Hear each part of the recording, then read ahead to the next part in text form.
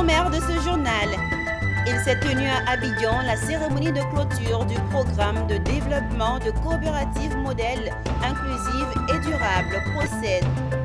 L'objectif était de faire le bilan des activités de ce projet en Côte d'Ivoire après 5 ans de fonctionnement. Santé, lutte contre la poliomyélite. Le programme élargi de vaccination lance le premier passage des Journées nationales de vaccination. Mesdames, Messieurs, le journal à présent sur Business 24 Africa. Merci de nous rejoindre. Intéressons-nous au secteur cacao pour débuter cette édition.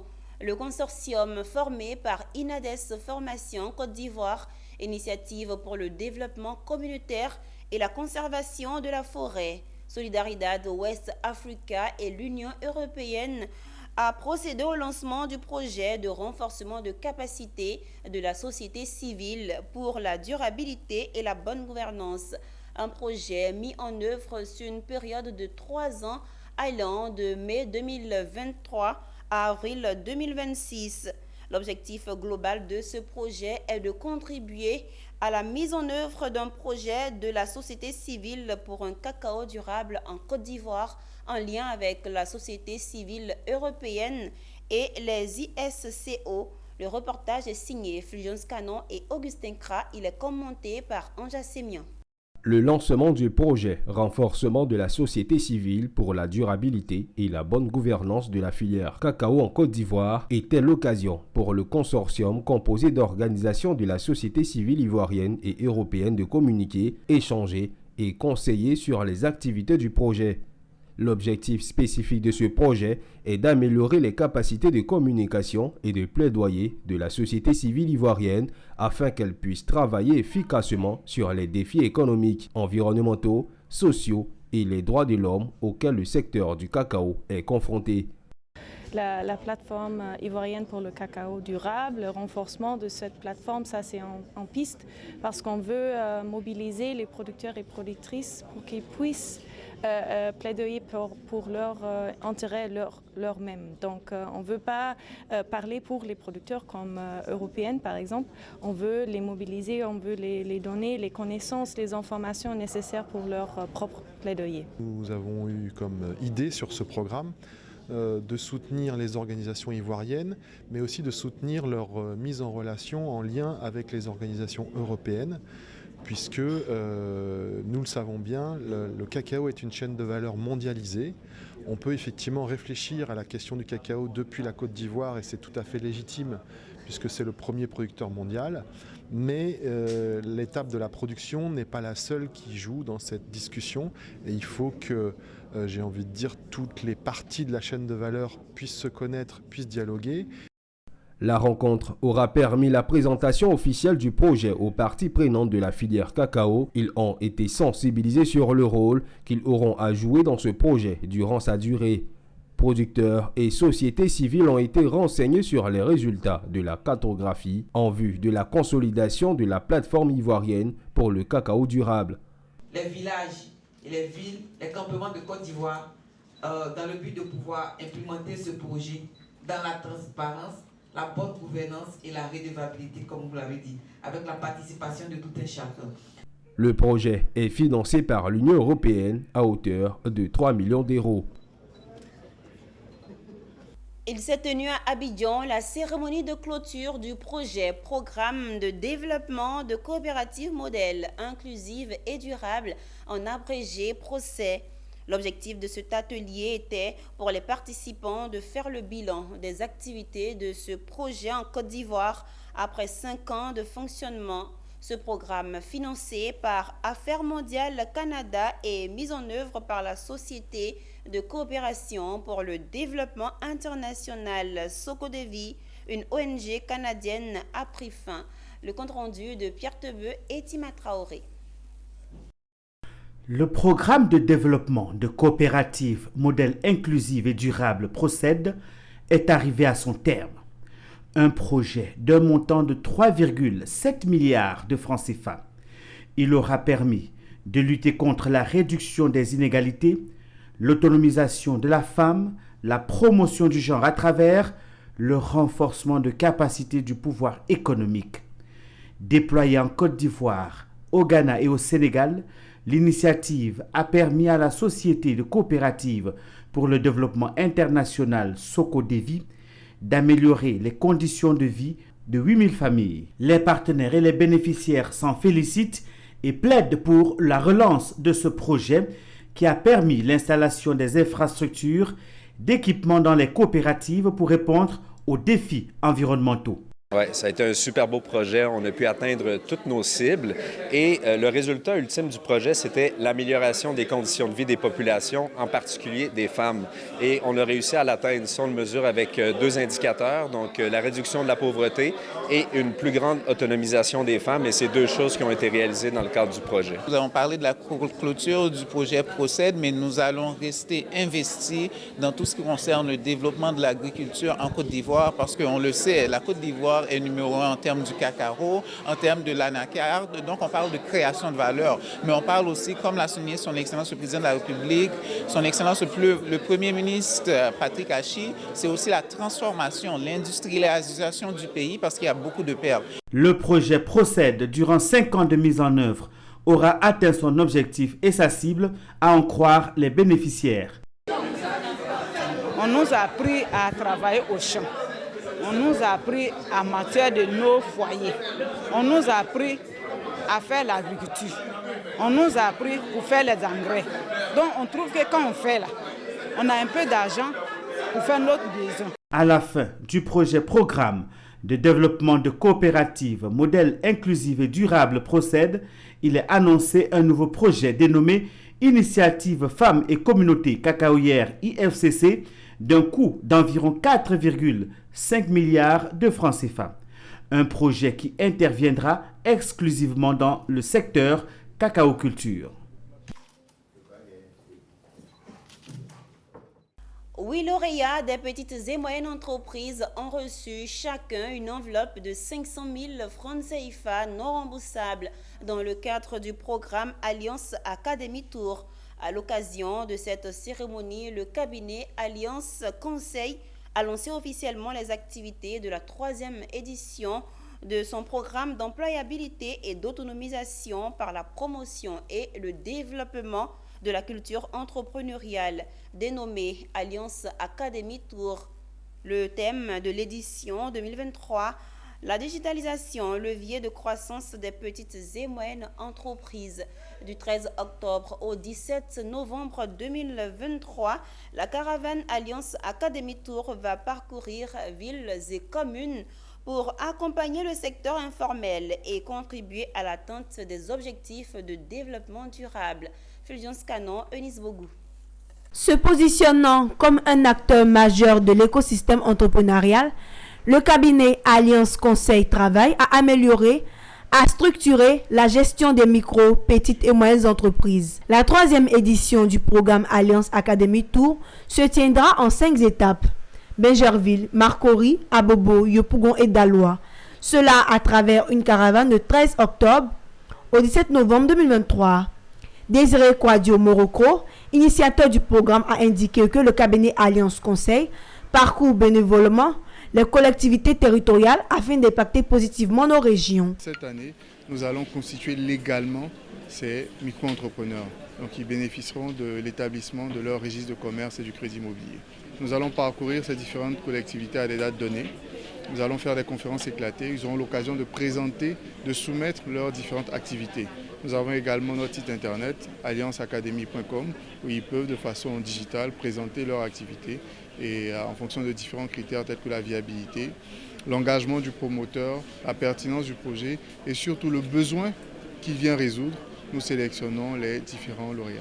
8 entrepreneurs du secteur informel qui ont bénéficié des formations du cabinet Alliance Conseil ont reçu chacun au cours du lancement de l'édition 3 un chèque de 500 000 non remboursables, une tablette, une connexion Internet et un document de formation.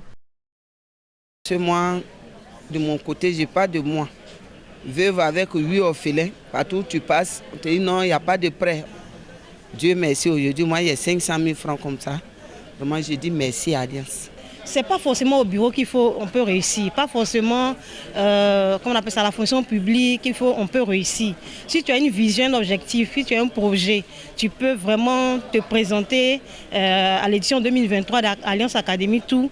Par la grâce de Dieu, tu peux être sélectionné aussi. À cette occasion, Kadio Morocco, directeur général du cabinet Alliance Conseil, a présenté l'application mobile IDKELA, qui offre gratuitement aux PME et TPE la possibilité de tenir leur compatibilité, d'encaisser les clients, piloter facilement les activités. Le représentant du ministre du Commerce et de l'Industrie et de la Promotion des PME, Sylvain Yaro, directeur général de la promotion des PME et l'entrepreneuriat national, a indiqué que le secteur informel est un véritable bassin de l'emploi, avec 22% de main-d'œuvre. Ainsi, le gouvernement ivoirien a mis en place un dispositif pour encadrer ce secteur afin de la formaliser. Poursuivons cette édition avec le secteur des énergies. Bientôt, toute entreprise ou particulier qui souhaite autoproduire de l'énergie devra se soumettre à des réglementations.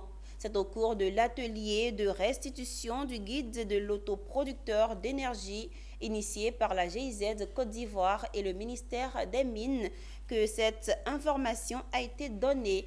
Un atelier suivi pour nous par nos reporters Anja Sémion et Ezekiel Siri. Voici leur compte rendu.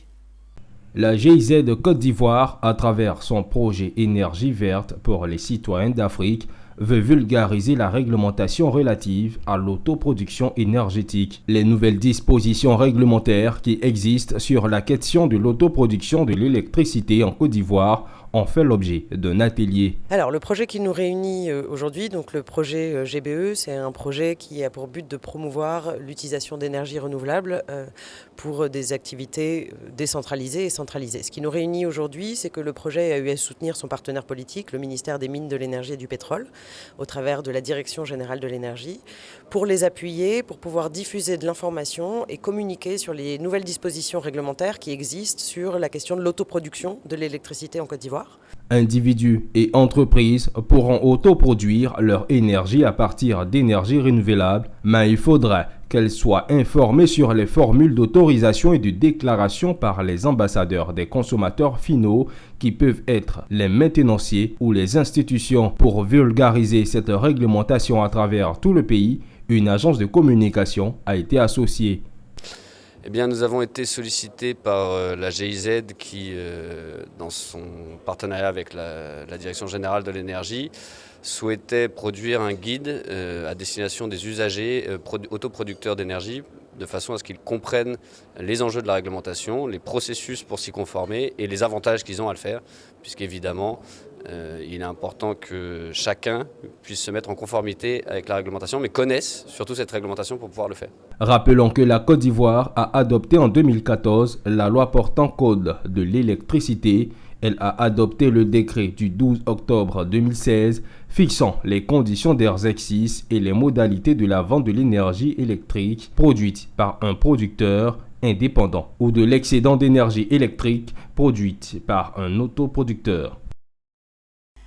Nous parlons toujours de l'énergie. La deuxième édition du Salon de l'énergie et du développement durable s'est tenue les 22 et 23 septembre 2023 au Sofitel Hôtel Ivoire d'Abidjan. C'était 3 pays touchés, le Mali, le Burkina Faso et la Côte d'Ivoire. 6 startups participantes, 32 entreprises et institutions représentées et plus de 500 participants, tous réunis autour du thème « Quelle politique de transition énergétique adopter en Afrique afin de booster nos économies et améliorer les conditions de vie des populations ?» Le récit de Eunice Bogou et Tima Traoré.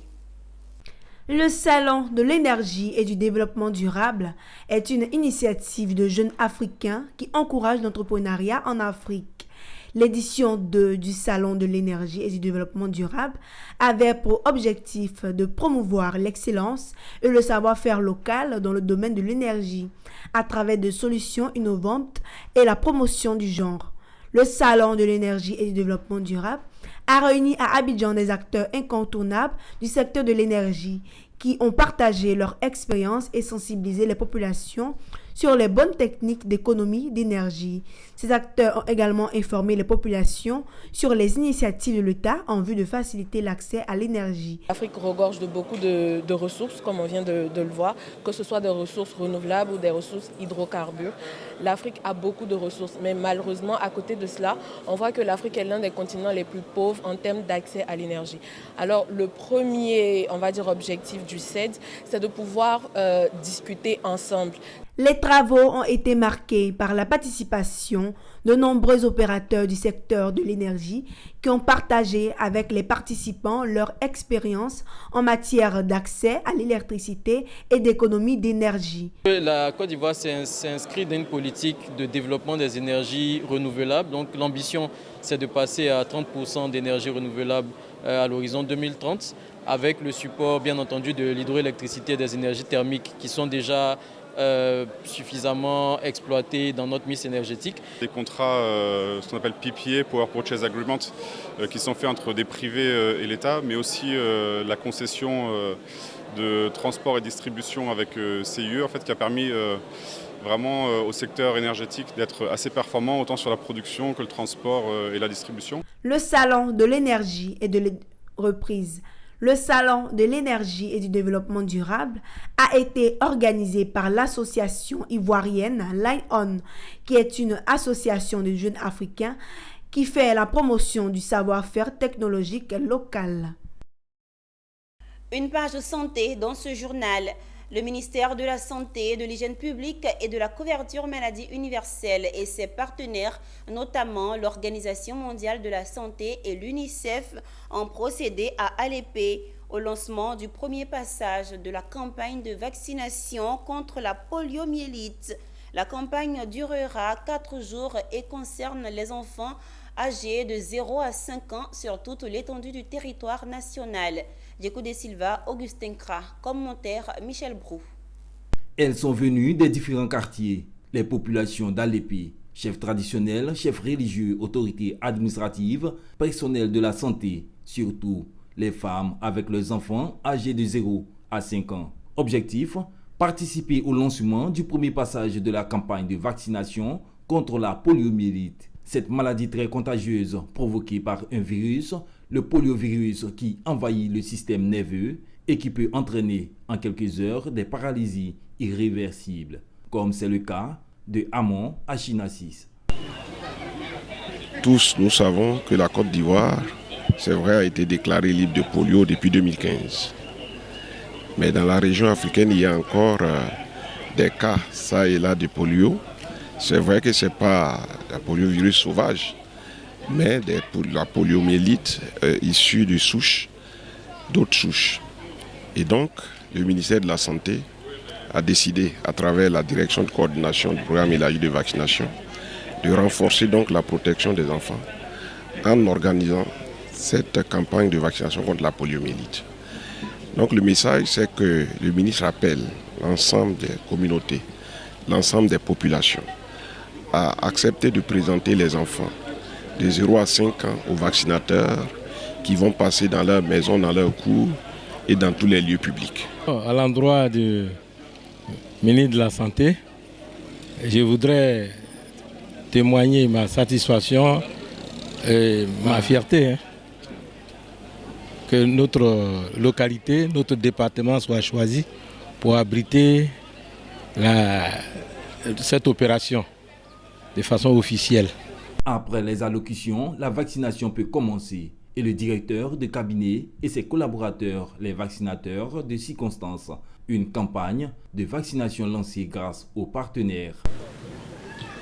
Cette campagne représente pour nous une grande opportunité de bouter le polio hors de notre pays et donner la chance à des milliers d'enfants de notre pays d'être en bonne santé.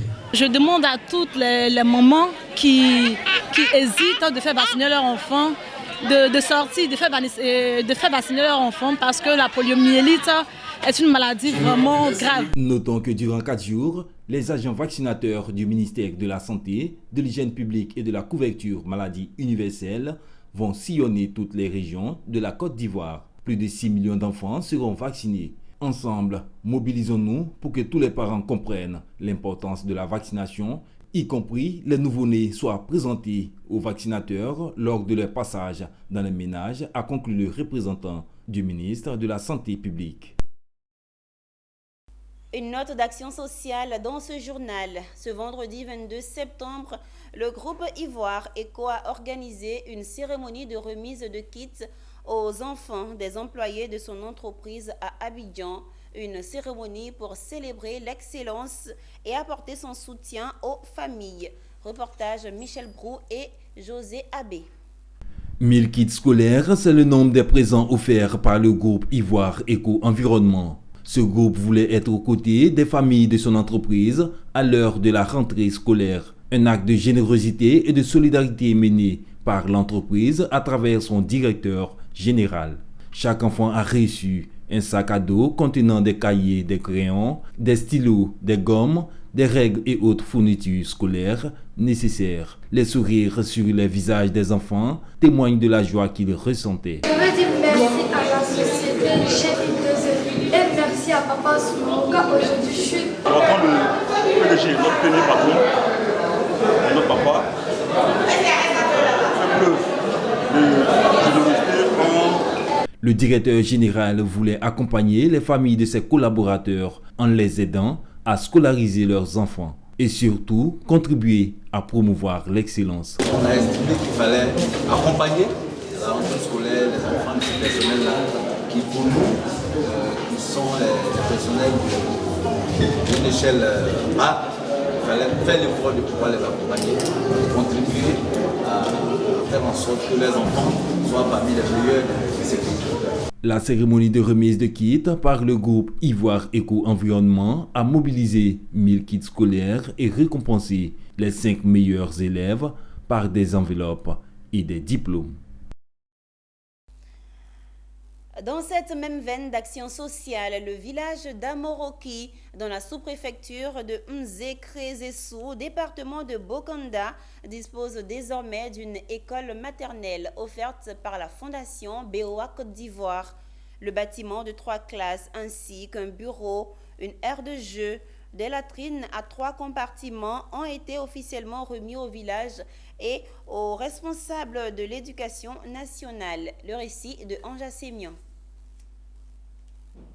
Le village d'Amoroki, dans la sous-préfecture de Nzé-Krésessou, département de Bokanda, dispose désormais d'une école maternelle, un don de la Fondation BOA Côte d'Ivoire.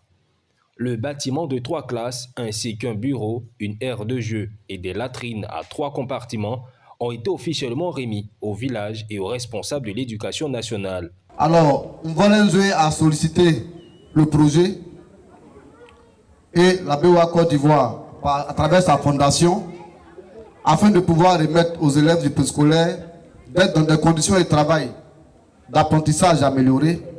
Et cela s'inscrit dans la politique actuelle du ministre de l'Éducation nationale qui est d'intégrer une école maternelle dans chaque école primaire. La Banque of Africa, à travers sa fondation, mène de nombreuses actions sociales qui témoignent de sa responsabilité citoyenne. La fondation est implantée dans 7 pays que sont le Burkina Faso, le Mali, le Niger, le Sénégal, le Bénin, Madagascar et bien sûr notre très cher beau pays, la Côte d'Ivoire. Au cours de la cérémonie, le président de la mutuelle, qui a porté le projet, a exprimé sa gratitude aux responsables de la fondation. À sa suite, le représentant de l'inspecteur de l'enseignement primaire et préscolaire, tout en remerciant les donateurs, s'est engagé à faire un bon usage de ce nouveau bâtiment. Aujourd'hui, ce joyau que nous recevons nous fait vraiment plaisir. Et c'est aussi une invite aux autres mutuelles, parce que là, c'est un grand pas qui est fait. Ça va permettre maintenant aux enfants d'avoir un cursus scolaire assez fourni et fait dans de très bonnes conditions. Les populations d'Amoroki, heureuses de recevoir une école maternelle, ont exprimé leur joie par des chants et des danses de réjouissance. Rappelons que la Fondation BOA a offert 6 salles de classe en mars 2023 à l'école primaire publique Arras Centre 2. Plusieurs autres localités ivoiriennes ont déjà bénéficié de cette action citoyenne.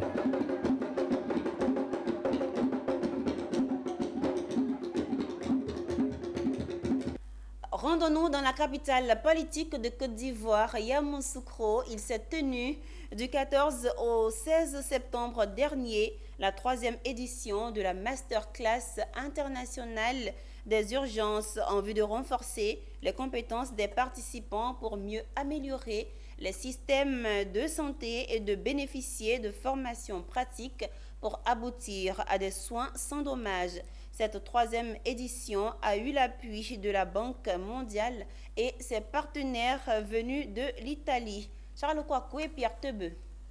Débutés à l'hôpital Saint-Joseph-Moscati par les ateliers pratiques, ils étaient plus de 200 participants à se retrouver à la Fondation Félix Houphouët-Boigny de Yamoussoukro pour des conférences animées par plusieurs spécialistes. Le masterclass des urgences étant un congrès de formation au principe des urgences reconnues et appliquées dans les normes. Il fait recours à quelques enjeux dont 3 acquis spécifiques depuis la première édition. En outre, la médecine d'urgence, qui est une discipline transversale, traite en premier lieu des cas de maladies urgents. L'objectif, c'est de faire dans un premier temps la promotion de la médecine d'urgence en Côte d'Ivoire, dans un premier temps. Et puis, à côté de cela, c'est d'initier un processus de formation donc de tout le personnel qui travaille dans les services d'urgence, à savoir les médecins, ensuite les infirmiers, les auxiliaires de santé et même les brancardiers qui occupent une place importante dans notre activité aux urgences. Au cours de cette rencontre, les participants ont rendu hommage à l'un des doyens de la discipline qui leur a prodigué des conseils. La relève a assuré, au début, il y avait la médecine, il y avait les urgences, et les urgences étaient les urgences de chaque spécialité. C'est-à-dire la chirurgie a ses urgences, la médecine a ses urgences, ophtalmo a ses urgences, toutes les spécialités ont leurs urgences. Mais le problème, c'est que ce n'est plus d'actualité. Par exemple, un malade qui fait un accident de la voie publique, qui a sa jambe qui est cassée, alors que le malade est diabétique et il décompense son diabète, est-ce qu'on peut le traiter en chirurgie? Non. Voilà le problème. Et donc, la vision, c'est de pouvoir, dans tous les services hospitaliers de Côte d'Ivoire, avoir une organisation des services d'urgence avec des urgentistes. Depuis sa mise en place, le Masterclass des urgences est une initiative qui se fait accompagner par plusieurs pays et 15 partenaires, dont la Banque mondiale, qui est le partenaire officiel. En image à présent, le gouvernement kényan a entamé des négociations avec un consortium pour la construction d'un barrage géant pour un investissement de 425 milliards de shillings, soit 2,9 milliards de dollars, dans le cadre d'un partenariat public-privé. Ce barrage aura un volume estimé à 5,6 milliards de mètres cubes pour irriguer environ 161 870 hectares. Un projet qui comprend également la construction d'une centrale hydroélectrique d'une capacité de 1000 MW. L'ouvrage d'art hydraulique qui traversera le plus long fleuve de Kenya devrait être le 2e plus grand projet d'infrastructure du pays après la construction par la Chine d'un chemin de fer à écartement standard d'une valeur de 5 milliards de dollars. La construction du barrage devrait démarrer d'ici fin 2025. Toujours en images, le gouvernement marocain prévoit environ 120 milliards de dirhams, soit près de 11,7 milliards de dollars pour reconstruire le pays après le tremblement de terre survenu le 8 septembre dernier. Le programme de reconstruction devrait s'étendre sur 5 ans et ciblera 4,2 millions de personnes dans les régions les plus touchées. Le financement de ce grand programme sera assuré à partir de crédits alloués du budget général de l'État, de contributions des collectivités territoriales et du compte spécial de solidarité dédié à la gestion des effets de tremblements de terre ainsi qu'à travers des dons et la coopération internationale. C'est la fin de ce journal préparé par l'ensemble de la rédaction. Merci de l'avoir suivi. Les programmes se poursuivent sur Business 24 Africa, la télé utile.